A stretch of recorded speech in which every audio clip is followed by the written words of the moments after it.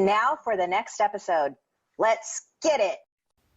Well, we can talk about obviously Film Out and whatever you guys want to talk about. I'm flexible. Okay, yeah, same here. So yeah, and then they did the 2 interviews, the quiz on a blog and then the Let's BTS. Yeah, and those were great. Yeah. And I'm not sure who posted it, but something about the possible comeback. Right. Somebody there wasn't it one of the Korean websites posted that there was a single in May, and that freaked everybody out. Well, and then Big Hit didn't like, they normally will just outright deny if it's a lie. Otherwise, they do the skirt around it comment, and they skirted around it. So now everybody's like, oh yeah, comebacks in May. Yeah, but it will be interesting to see if it's truly just a single, because I'm wondering if this year is going to be different. Like, like they're doing the Japanese single, then the Japanese album in June, and I'm hoping they do something for Festa. And then there's all these mixtapes that they keep saying are going to potentially come out. And maybe they're trying not to release a real album this year. I don't know. That'll be interesting to see. Yeah. I'm okay with them just releasing singles. Like, release a new song every month. I don't care. Yeah. Maybe it won't be a traditional comeback, I guess is what I'm saying. Because Film Out didn't even have like a reaction video. Like, we didn't get anything. Like, it was just kind of, it was weird. Yeah. And then, is it because it's a soundtrack song though? Like, I feel like maybe that gets handled a little bit differently. What was Your Eyes Tell? No, because they did some like promos and stuff for Your Eyes Tell. Oh yeah. Oh, that's true. Maybe they're gonna postpone it until the album comes out in June. That might be too, since that's like the only new song on the Best of BTS album. Right. And I was curious because didn't it come out a little bit later, but in the music video it said it came out March 24th? So I was a little confused by the timing. Well, the dates on the bottom left-hand corner are not usually the date it actually comes out. I don't know what that date means. Oh, okay. But I've noticed that before. Okay, yeah, it threw me off. I was like, where was I? How did I miss this greatness? And I might be wrong because I don't do anything on YouTube, but isn't that the date that it gets loaded and then they just unlock it, right? Like I think a lot, okay, like reaction videos and like collecting videos and stuff that I watch, like people will preload stuff and then they'll be like, oh, new videos coming out, 12 hours or whatever, like they do a countdown. So I just always assumed that's what that date was, but I might be wrong. I'm talking about the actual date in the bottom corner of the video. Like on the music video itself? Yeah. I never really watched that. Those dates are usually like 3 or 4 days before they come out, it seems like. Yeah, I don't know. I guess I never really paid attention enough, but this time I did because I was like, let me see. It's weird because I've noticed that before when I've watched old music videos of theirs, and it'll have the date that it was published on YouTube, right? And then but then the music video in the bottom left-hand corner has this other date that's like right. I don't know. It's interesting. Yeah, then that's what I noticed. Yeah, so it says like SBS MTV March 24th, 2021, but then the published date was April 1st. Yeah. Well, so let's talk about Film Out. What did you guys think? I know a lot of people said it kind of made them sad, but actually it was I don't know, I loved it. I really enjoyed it. And it was nice to see their acting and everything. I mean, I guess because the acting was so good that people felt the sadness and emotions from it. But I don't know, I liked it. It's just, I guess it was just what I needed to hear. And a lot of my friends do mention I like songs that are more melancholic for some reason. So yeah. How about you? How about you guys? What did you guys think about it? I loved it. But then I love all the Japanese songs anyway. True. Me too. Yeah. I thought it was really good. Oh, Yeah. yeah. Jinx, we said the exact same thing at the same time. You go, Melissa. I was just gonna say I thought it was really good. It is emotionally charged, I guess. Like I get why people say it's sad, and I don't dig into the BU stuff, but even just some of the theories that I've seen, like I feel that those things. Like I get it, but it was really visually pleasing. It's just beautiful. Yeah. I've been trying to figure out who played Jin's doppelganger because surely it wasn't him that was sitting at that table. Yeah, because his hair was more darker in color. But yeah, it and I was like, wait a minute, that's not Jin sitting there. I know I was spending a lot of time analyzing it instead of like really just enjoying it the first time I watched it. And I was thinking, I was spending a lot of time analyzing it. So that was funny. I can't get into the theories. They give me a headache. So I just watch and enjoy. It's too much to think about. Mhm. It's a lot. Well, I mean, I think most people are with BTS, right? Because they make them happy. And I'm not saying that the BU can't make you happy, but it's a lot darker, right? Like like Jin keeps going back in time to save JK, right? Like, I mean, that's a lot. That's a lot all in itself right there. Not to mention all the other side storylines. So like, I just, no, thank you. Not right now. At some point, maybe. I enjoy the music and the visuals. Yes. Yeah, I didn't realize how dark the BU really was, but I mean, I read through the first book. I'm still on the second book. But I don't know, like just the emotions and stuff that goes with it. The guys do a phenomenal job of trying to express those emotions, and then I guess in comparison to life and such, it's I do feel that connection, and so it's been fun trying to follow the BU, but yeah, there's a lot of theories out there, and that gets overwhelming. I was like, oh my gosh, I didn't see that coming. I didn't see this. So, but yeah, it's an interesting concept, and in relation to life and such too, where the guys are always trying to do their best to really relate to their listeners. I think it's interesting in that perspective, but yeah, I guess turning the timetables and stuff and trying to reverse things, that's what kind of makes it very extra emotional, I guess, because you don't, just like Jin trying to save everyone the best he can, but it's from how it almost seems impossible, but he's trying his best. I guess in a way it's like real life. You have a problematic friend, a child or something, and you just keep trying to save them over and over. Exactly. Yeah. I'm trying to remember. I know when I finished the first notes book, that it really captured my attention because I was trying to put in perspective to all the music videos I had seen up to that point, and I was just like, oh my gosh, I didn't know that was related to one another, and then they somehow interconnect and intertwine. So I don't know, whoever came up with this concept, like they have a cool twisted mind. Like we've said before, there is a room somewhere at Big Hit or what it's called now, Big Hit Music headquarters. There's a room somewhere with tons of stuff on the wall explaining all of this. Oh, okay. Ooh. We're gonna have to go see it in person someday. Maybe it'll be in the We basement, will. right? In the museum. Perfect. Basement. I just That's need the kind of them stuff.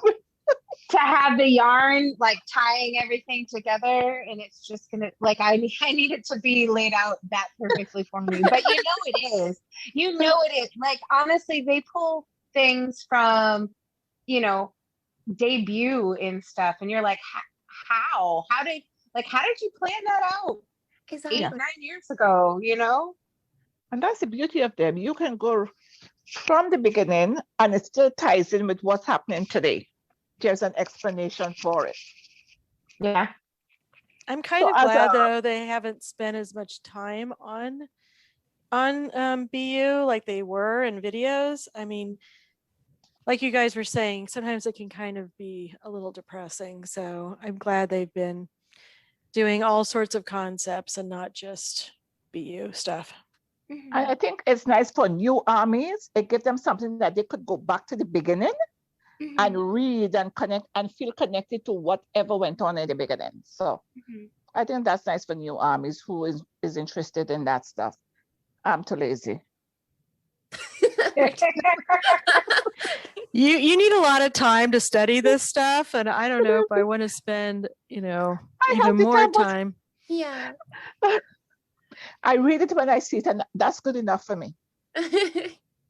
Yeah, I mean, we all have very busy lives, and it's even hard to try to get all 6 of us into a podcast recording. But to be honest, BTS keeps my life busy. I don't have time for the BU. I have time to be watching and reading. Mhm. There's just so many hours in a day. Yeah. Not Yeah. enough for BTS. No, that's true. And if you want to do even anything remotely outside of I don't know. Do we do anything outside of BTS? I don't know that I mean, like, besides like work and stuff, but like I think all of my extracurricular activities can be tied somehow to BTS. Exactly. Same. It's like I breathe BTS 24/7. Even my friends laugh at me. If we're hanging out, they're like, "Oh, we know it's a guaranteed trip to K-pop store because Crystal needs her BTS goodies." Well, even when I go to like a garden and there's a gift shop, I mean, I bought 2 things that reminded me of BTS. You know, that's what Exactly. attracted me to them. One was this really beautiful butterfly thing, and then the other thing was a stack of rocks, you know. And I was like, oh, that reminds me of Bon Voyage. And anyway, I was just like, everything reminds me of them. It's kind of scary. No, it's not. Good It's thing. normal. They're It's ingrained. They're normal. ingrained in our lives. It's okay. Yeah. Exactly. Yeah. It's good. It's good. And if I'm not listening to BTS or watching BTS, like it's something probably related to Korean. I'm either studying or watching a drama or Exactly. something. You know, Ugh. somebody they have they're cooking and they're selling it and they have the menu. And there's Korean barbecue. I say, well, you call my name. I see Korean and I'm good. You know, Yeah. last weekend I met one of my nieces, hadn't seen her in a while. How old is she? She's very quiet and reserved. And they were talking about me and BTS and whatever. And I said, is it strange that I'm into BTS? She said, no. I said, okay. Some people find it strange and some people just find it's quite natural. I think it's natural. I do After too. all, I'm only 18 in my head. In your head and in your heart. Exactly. There we go.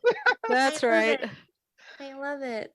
Thankfully, our bank accounts aren't only 18 though, because otherwise we couldn't buy all this BTS merch. That is true. No, I'm grateful for all of this experience and stuff because yeah, I got into that BU stuff during COVID, so that's where I got the time to kind of catch up to it. But all this new stuff that's coming out, yeah, I'm gonna need more time. But yeah, just by association and affiliation with BTS or the Korean culture, it's just yeah, I guess it's been indulged in me for like 24/7 every single day. Even my colleagues are like, so you're into K-pop, huh? I was like, what made you ask?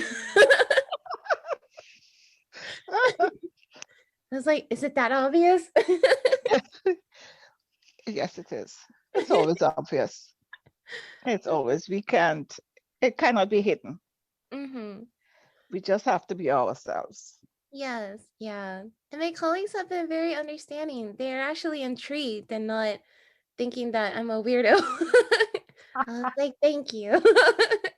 Everybody at work knows, like, if you want to get Melissa distracted, just talk about BTS. Like I will completely go off the rails. I'm like, come on, let's have this meeting about whatever. And then they're like, so BTS, let me tell you about BTS. Do you know BTS? I'm more covert at work. I there's a couple people that I work with that know I'm a fan, but I don't have anything at work, and I don't really talk about it at work. Well, my church people know about it. So the first thing they will ask, Sarah, is Korea today? I said, don't get me started because once I start, I cannot stop. But I was wondering, does any other group before, after, or now are so heavily interested in their fans and have their fans so heavily interested in them?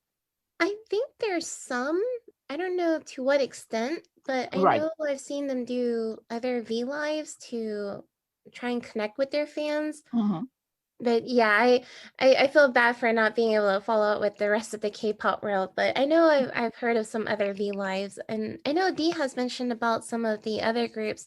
There's this one group where I guess unfortunately for them, they don't have someone to translate their stuff right away, but they actually have a member in their K-pop group that speaks English. So they'll speak in Korean and then he'll end up translating, kind of like how Namjoon when they're doing interviews and if the guys are speaking in Korean, then he'll end up speaking in English to translate what they're saying. Yeah, and then I know Wonho has done some stuff before. Because as much as we love them and talk about them, they do the same about us. Mhm. Yeah. I think that's K-pop culture though, because Mhm. obviously BTS is my ultimate group, but like I keep up with like TXT and Hypen and a Where couple do you other find the groups time? sometimes. Well, and right, so that's the thing. Like I just keep up with their music. Like I can't keep up with them on maybe on Twitter, but like I had to unsubscribe from them on like Weverse and Be Live because they're so active, and I'm just like, no, stop. Like I can't. Like my phone's constantly was like buzzing and blowing up. So like I think just the K-pop culture, like to interact with your fans. And so like they're always going live, posting videos. They're also younger groups. So I think we can all probably agree, and no malice intended, but BTS was way more active on social media platforms, at the start of their career, right? That was their way to promote themselves, really. And now that they're it's not, I don't think they've taken a step back because they're popular. I think they've taken a step back because they're busy. They're busy. Because they're popular. But like they just don't have as much time, right? And we know they come and visit us whenever they can, but some of the younger groups are very, very active to try and get their fans engaged with them. And I like that because I don't think Western artists do that sort of a thing. I don't Right. remember it, growing up. No, I mean, we had fan clubs, that sometimes we could subscribe to through the real mail overseas. But yeah, it's nothing like now. It's crazy now. I did watch a YouTube documentary on K-pop that had several episodes last weekend, and it was good. I really liked the first episode because it was really about the history and the history of Korea and in the 1900s, and it really explained like how that all evolved to where it is now. So that was useful. And they were very respectful of Army and talked about Army, but they also talked about other groups. They didn't talk to anybody at Big Hit. It was all the other agencies. So maybe it was put together by them, but I thought overall it was a good history lesson. But it's definitely an idol thing, idol culture thing, the way it just like Jungi has talked about, that it's the construct, that's the way it works. So I think it's an interesting concept, yeah, because and I think that's why we view K-pop idols for being so humble, is because they recognize that the reason they make it to the top is because of their fans. I'm not sure how Western artists compare in that perspective, but with the Korean culture itself, I appreciate that because it makes sense. You want to stay connected with the very people who are making you make it to the top. So I find that humbling. Yeah. And then how we know what BTS have talked about their parents as well, and how grateful they are for, the things that their parents have done for them, have sacrificed for them. It's just, and I think that's why we're so drawn to that, because it's refreshing to see that in this day and age. Whereas if you compare that to the Western culture, not that we don't see kids that don't appreciate their parents for the things that they've done, but it's a different upbringing. Yeah, it's definitely different. And I think, at least for BTS, that it's just so genuine. I mean, I can't speak for every K-pop group. I think they all like appreciate their fans, right? Because they understand that that's how they are able to be, doing what they love.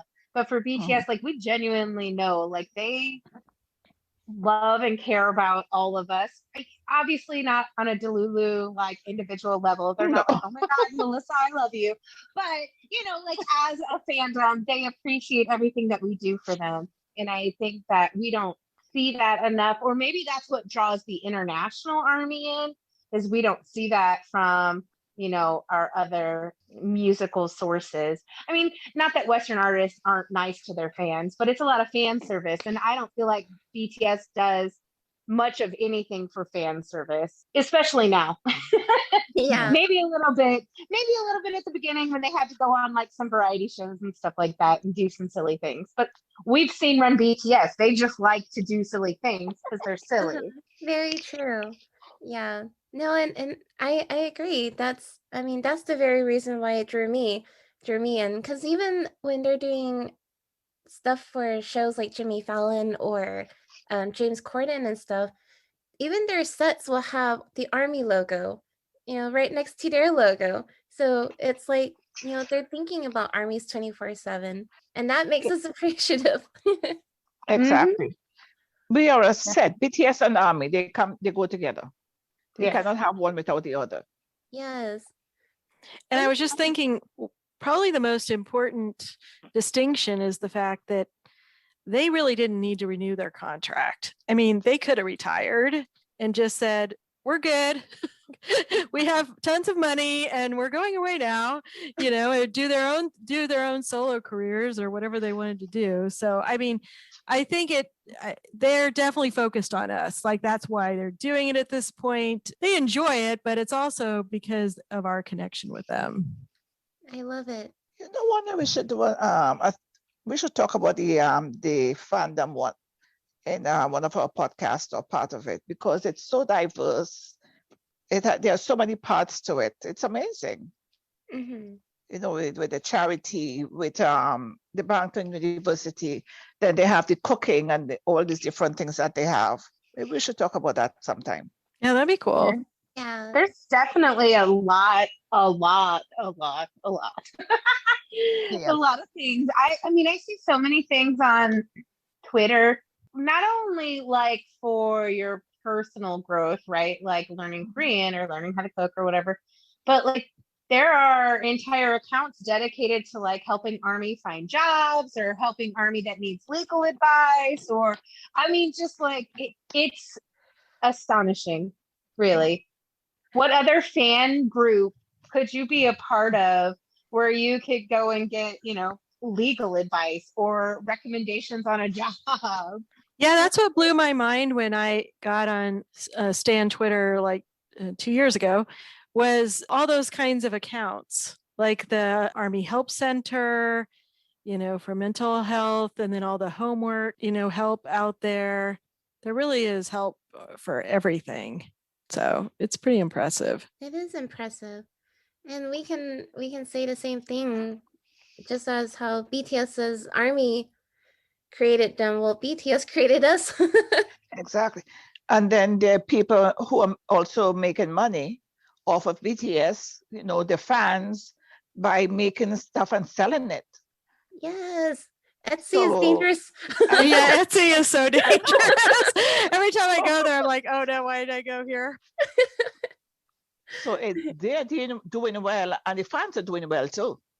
Yeah.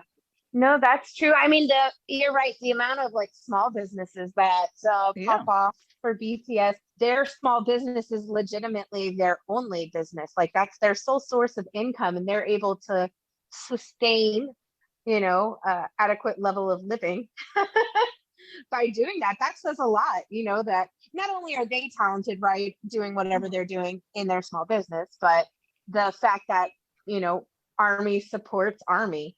exactly. Exactly. We are our own universe. We really are. Yes. Yes. Yeah, Now, if we could just have our own island, it I would think we fit need in a more good than an size. island. It Maybe a needs to be continent. really big. Technically, it could be considered an island if it's a continent, right? It's surrounded by water and all that. Okay. But yeah, we would need something rather substantial in size Yes. to fit, 20, 30 million of us. So what do we want to focus on next? Can we talk about which one was the? Let's BTS. The Oh yeah, that interview. was good. Mhm. Because my thoughts on that was, oh, this is good. I want to see it again. It's like it wasn't like an interview. It was just friends sitting down together, including the host, just chit-chatting and having fun. Mhm. I love that female host. I was like, oh my Yeah, gosh, she's she's all of hilarious. us. Yeah, the female comedian was awesome. I really liked her. I love it. I mean they did spend a lot of time, complimenting each other and they're just embarrassing each other. So that was funny. Be themselves. And how they went through the thoughts and feelings from the beginning of the albums, the growth, I should say. So that was nice to see. What else? I Was can't that the remember everything show now. where Yoongi's credits scrolled by, or was that on the other one? That was really Uh-huh. funny when they were talking about all his producer credits and it actually all of his songs went scrolling by. I thought that was Oh. really funny. I think that was on the other show, I on can't the remember. Yeah, I OK, think I remember seeing it, but I can't remember in the which. quiz one. Mhm. I keep feeling like there's parts of the quiz one I have not seen with subs. I think I've seen it all, but I keep thinking I'm missing something. But I know part of the reason why is because Jin only got one question. Well, they only showed one question because he didn't want some of it to be shown. But it was odd to me with some of the editing of some of the parts where they were being interviewed. But Yeah. overall, that was awesome. And it was so cool to see that Army. Like, I love her confidence. It was just so cool. Like, she Oh, just yes. went out there, she just went for it. Like, and they're just like, oh my gosh, it was so great. And that's probably the first Army they've seen in forever. So that was awesome. Yeah, and they chose the perfect army to overwhelm BTS. They're like, That was really good. in a good, Yes. overwhelming way. Yeah, she did great. She was Yeah. great at it. Yeah, but no, I agree.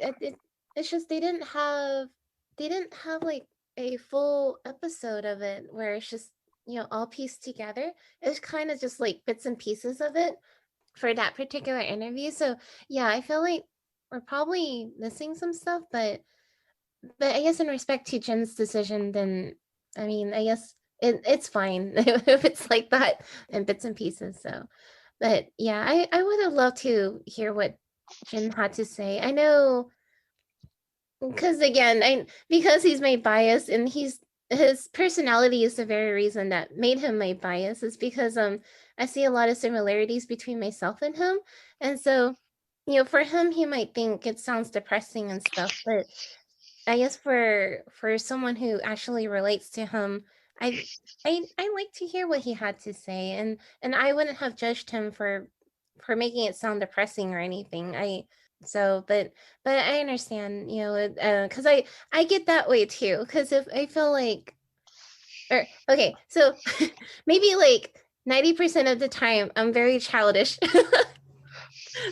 even at work, I may seem childish, but that small 10% of the time, I'll get to work and be a grown up for when I have to be, and I guess that's kind of like at least that's how I see Jen. He tries to be the the happy brother, the oldest young in the group, and And so, he doesn't want to feel like whatever he says that might sound depressing to bring down the mood or the emotions and stuff. But as we heard from the song that was released from his birthday, so yeah, and where he's actually talking about, his feelings and emotions that he was actually going through. Yeah, it's like I relate to Jin so much. I feel bad that he has those feelings, but at the same time, that's kind of like how all of us are, especially with the pandemic and stuff. It's affected all of us. So I would have loved to hear it. I just like talk. I just like hearing them talk about themselves and learning more about them. And then I'm trying to think from Let's BTS interview.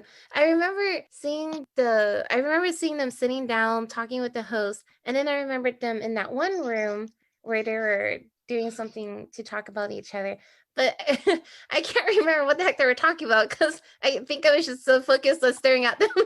Well, it was cute when they had them sing their songs, but then they were singing different. They were not singing their parts most of the Right. time, so that was cute. Mhm. And then I really liked the Dance Mafia. I thought that was cool. That's like my favorite, I guess, version of Mafia so far. Thought that was really fun.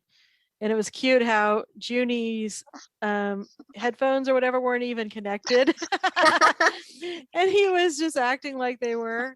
It was funny. He cracks me up. I just love that. Like, why do these things always happen to him? Poor guy. I know that feeling. Aw. I Even- was looking forward to see the reaction between JK and that host. And I'm glad to see it just went smoothly, like nothing ever happened. Well, they said that they got in touch. I mean, JK contacted him right Yeah, before JK the said he show. contacted him. So I So thought that that was was nice. cool. Yeah. Yeah, That was that good. was nice. Yeah. Because I can't even look at that episode without getting upset. So have we watched any of the recent Run episodes? Actually, Yes.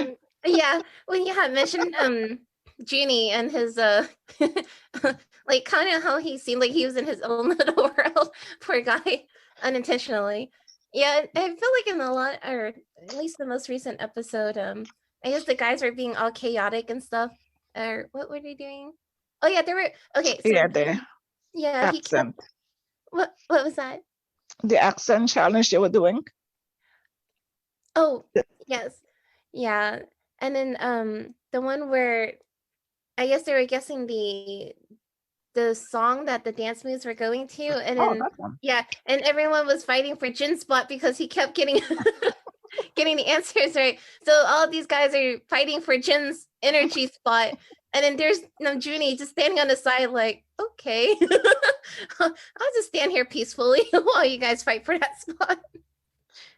It was so funny how they had to hide, how they had to hide their items. And of course, Jimin's shoes were immediately found in the trash can. But that was it. That was it. And then poor Jimin got another penalty, punishment that he had to do. It's like, oh my gosh. I shared with you guys, someone had figured out, who had gotten the most penalties out of all the Run BTS, and it was definitely Jimin.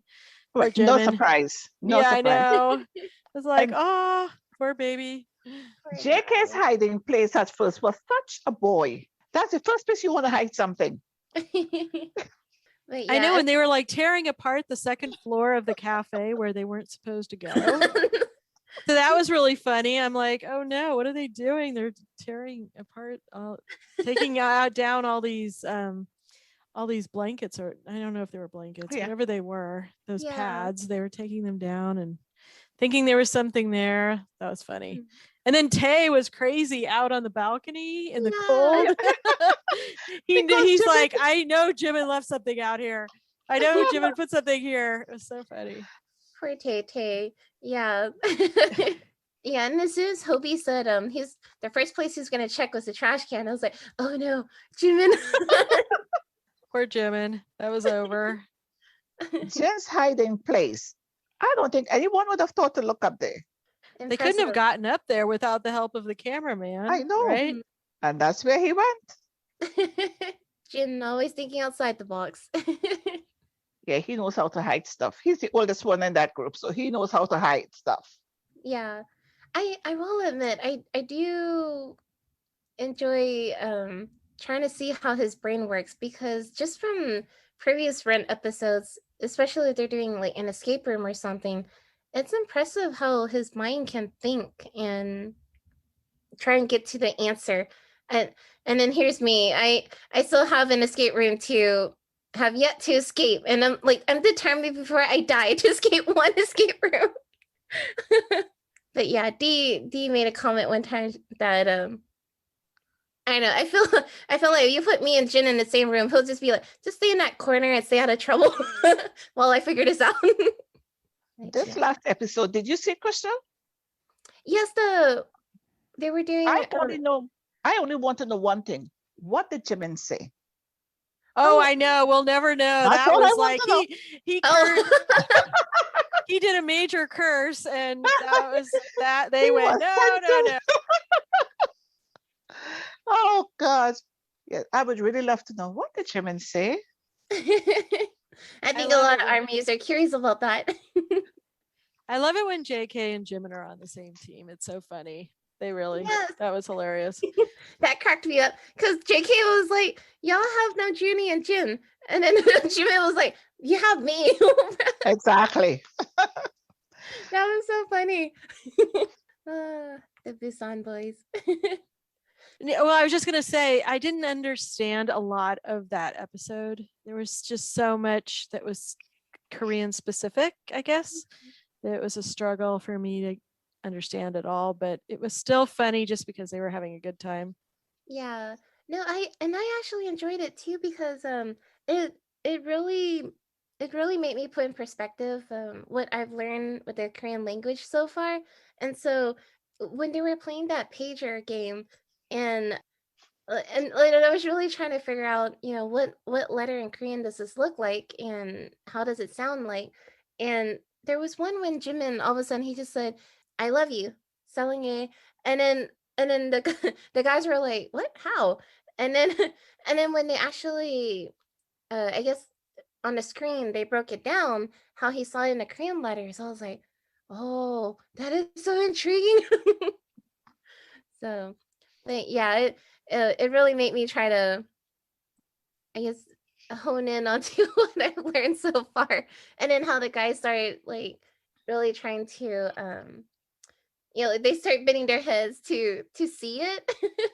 So, because I remember playing those games when I was younger too, where they tell us to type something in a calculator, and then they're like, "Now read what it says." But it's like my brain is still stuck on number mode that I don't see the letters. So, but yeah, no, I thought that was a really fun game, and it was fun to see them having fun. Yeah, Hobie cracked me up because Jin, it's so funny. I don't know how his mind works, but he's so focused on the actual details and contents of the game that he doesn't ever remember his team name. And then especially if the guys start using his own name, like Team Kim Suk Jin, and then they make some sort of improvised name for Jin himself, and he's like, "What's our team name again?" But anyways, when Hobie called out the team name, he's like, "It's okay. That will be my job. I'll call out the team name. You call out the answer." And then there was one where Hobie called out the team name, and then he points to Jin. Jin was like, "I don't know the answer yet." And then they forgot to bet when they knew the answer. Oh, that was funny. And then when Jin did do the bet, he got it wrong. And he was like, "What?" I know. I wonder if they're going to win any of those prizes. I wonder if it'll end up that they won't get any of them in the next episode. That would be funny. I like when RM said that he does not know about love, but he knows about snacks. I love that. Yeah. No, yeah, and Junie cracked me up so much when there was this one part where, or there was a caption that said "genius of wrong answers" or something. I was like, I thought his answers were innovative and creative. But yeah, the one that cracked me up the most was it was something about Ilsun from where he was from. He blurted out the answer. I forgot what it was exactly, that he was going to Ilsun or something. But the one that cracked me up the most was when the producer, you can hear him after Ginny spits out the answer, then the guy starts laughing, and then the producer he was like, first he goes, "That's the wrong answer," and then he's like, "Otake?" Or like, how'd you come up with that answer? And Junie was like, "I'm from Ilsan, just representing." That was really funny. And I love Taeyoung's expression. Oh my gosh, he's so adorable. Yeah. And then when he had like that light bulb moment when he realized how the answer came about, he was like, "Oh." There are a few times where JK was just sitting there, and the expression on his face was really like he was just staring into space. And when he's like that, sometimes I can't help but laugh. It's so funny. It is funny. Yeah, especially when it comes to like these mind games and stuff. Yeah, and how he just spaced out. It's so funny. But when it comes to like the athletic stuff, he was like, zoom. Yeah, in my YouTube feed lately, it's been a lot of those old Idol Olympic footage. So that's been really funny. I've been watching a lot of that footage again because, yeah, it's crazy how fast they ran that one race Yeah. and shocked everybody Oh in my gosh, 2015. JK. I love rewatching that. Yeah, JK is very impressive. And it's like it wasn't just a lead. Like he he was way ahead of them. I was like, does he have springs on his feet? And then it was so cute how Jin was really entertaining the fans all day, even when other idols went away when nothing was going on. It's so cute how Jin was entertaining the fans and doing songs. That was so cute. All this really old footage keeps popping up, and some of it I had never seen before. Every time I think that I've seen all the footage, it's like no. Yeah. There's still little things I haven't seen. When Tay was singing, what is her name? Adele. When he's singing Adele's song in the alleyway, I was like, I can't believe I haven't seen this. Anyway, so there's all sorts of things that just keep popping up in my feed. I'm always like, oh no, here we go down the rabbit hole. There is something for everyone. Definitely. I haven't seen that, so I will be Now researching we have to that go later. look for it. I'll send it He to you. It's released cute. it for his birthday. It was a Yeah. birthday gift to Army. Yeah, it was a Oh. cover. It was so good. Yeah, it was really good. Yeah. But he released that.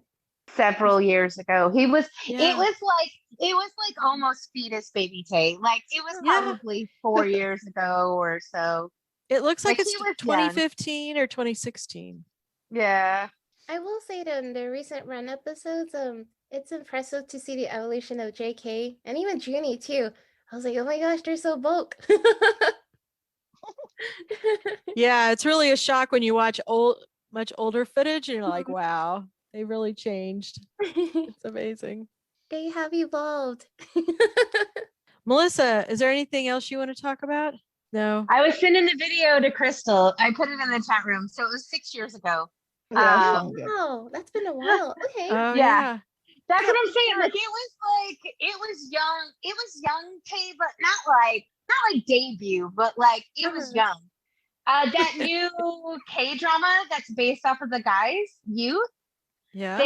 I did read that one, that's coming out later this year. They started filming again. But two, they've decided not to use their real names.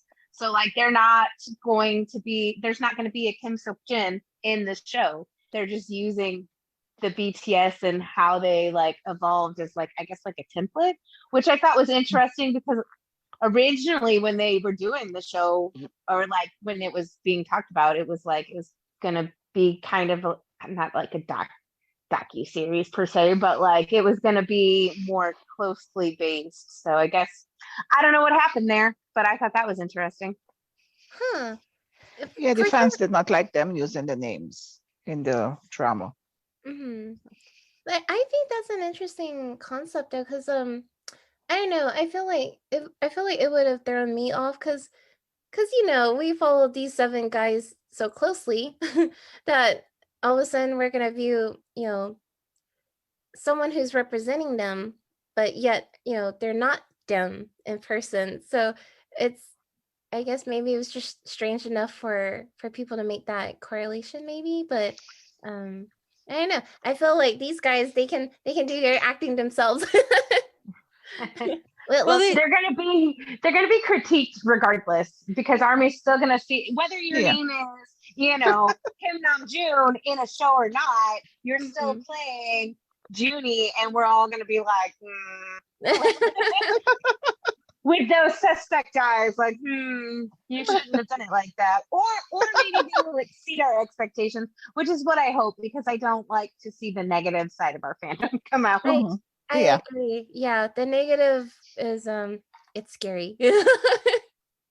But yeah, I mean, and then I'm trying to think in perspective too. I guess a lot of other things too, because there's certain uniqueness to the individual members, and how Jin, he has those moments where he can really bring out his high notes. So I guess it'd be really hard to find someone that's like 100% replicate of these guys. It's like whoever's playing Jin, will he be able to bring out those high notes if they go into the singing modes and stuff, besides just their lifeline storyline? But yeah, I don't know, that I guess it's interesting. I mean, I'm open-minded. I'm up for anything, but just curious why they had decided to change that. Yeah, I'd like to know. I'm gonna watch it regardless. I'm watching. But Just 'cause. they could probably use the real singing voices Mm-hmm. and let the actors just lip sync. True. Yeah, I wouldn't be surprised. Although, and anybody who watches K-drama knows this, but like most of the actors sing anyways. They're just either more passionate about acting, or maybe their acting skills are slightly better than their singing skills, but like they can still sing. Yes, they can sing. Yeah. So it'll be interesting to see. I think probably if they do anything vocally, it will be probably dubbed over, though. Like you can't Yoongi rap. Only Yoongi can No. spit Exactly. like, whatever, 180 syllables in 6 seconds or whatever the crazy numbers are. Yeah. That's what in perspective I was thinking about too. It's like you can't replicate that. No, it'll be fun to see either way. Yeah. And We'll be watching. Yep, yeah. we'll be watching. Yeah. Hopefully. I'm sure it'll be available. Somebody will sub it. It'll be available on Viki probably, if nothing else. Yeah. Well, they better make it international. Yeah, we'll have to see. I don't know what station it's going to be out on. I honestly haven't looked into it that closely. I just, caught headlines. Just something exciting to come. BTS related. Yay. But Melissa, wasn't it you that posted something about the comeback or possible comeback? I can't remember who posted in our chat. Oh yeah, I think Susan posted something first, and then it was also speculation, and then I think I shared Bora's sort of not confirmation, but she translated like a big hit comment that leads more towards a confirmation than a denial. Gotcha. Well, Army will be ready. We're always ready and never ready at the same time, so it doesn't matter. I know, right? And if the guys are active, they're up to something, and if they're quiet, they're up to something. They're always up to something, and we're always ready to be not ready. That's so true. I want a mixtape. I want a mixtape. I do too. I think, I don't know though, because Tay said in that Be Live, which I have not watched yet, but I've seen enough. I read through a couple of translations, was that he's not going to be able to release his this year because they're too busy as BTS. Now, either he's blowing smoke, which, I mean, he's my bias, so I can that's say what he's doing. he would definitely do that to us. But or like it also could be legitimate because we don't know all the things that they're doing behind the scenes, and we keep seeing all these new sponsorships that they're getting and stuff, that Kawaii or whatever, the appliance and furniture store, and then they've got that. I'm sure they're probably going to be in some ads for that camping gear. And the mattresses, the camping gear.